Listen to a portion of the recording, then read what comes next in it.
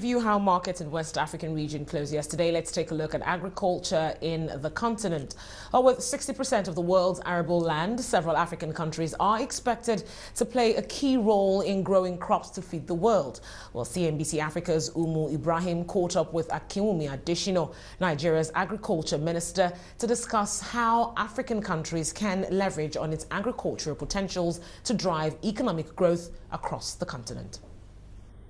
First and foremost, it's important for African governments to recognize that agriculture is not a development program. It's not a development activity. It's not a social sector. You know, Africa today has 60% of all the arable land that's available in the world. And yet nobody drinks oil and nobody drinks gas. And so everybody eats food. So Africa is going to be the new frontier for growth in feeding the world.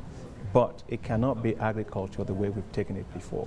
It has to be agriculture as a business. Second is that it has to be private sector driven. It cannot be government driven.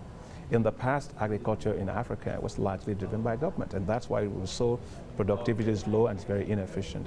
And that's why, for example, in Nigeria, we've made the decision that agriculture is not a development activity. It's a business. It's a straight line business, and we are treating it as that. And finally, is to recognize that, you know, agriculture is actually going to be one of the greatest foreign exchange earners for African countries. So we should be investing more in things like infrastructure, in research and development, just like Brazil did, to unlock the power of our agriculture sector. Now, in what way can Africa strengthen its agricultural market to deliver greater future prosperity? Well, I think three things have to be done to do that. First and foremost is that we need to process and add value to everything we produce. Take Nigeria, for example, we're the second largest producer of citrus in the world after China, and yet we import orange juice, and we are the largest producer of pineapples in Africa. We import pineapple juice. We are the largest producer of tomatoes, and we import tomato juice. That's why we've taken that decision. Today, Dangote is investing about $45 million in processing pineapples in Cross River State. They also invested about $30 million in Kano State in a tomato processing plant. So processing and adding value to everything we do is going to give us a lot of money. Second is the issue of commodity exchange. We have to have viable commodity exchanges, and that's why in Nigeria today we are taking the Abuja Securities and Commodity Exchange and privatizing that and getting the private sector into it. And finally is the fact that we must also have regional trade, especially in things that we produce. You know, expand markets within the region, not just simply look at Europe and the United States, but huge markets in the region. Now, if we are talking about, you know, diversifying from, you know, oil as a major, you know, stake for the economy, we have to also think about innovative ways, you know. What innovations should we expect in agricultural sectors across African countries? You know, I will just focus on maybe two of them. First and foremost is take innovations on the use of mobile phones. You know, I mean, the days are gone when people in our rural areas, when you want to call somebody, you need a town crier to go and call them. No, that is an old way of life. Today, we're using mobile phone technology to reach our farmers.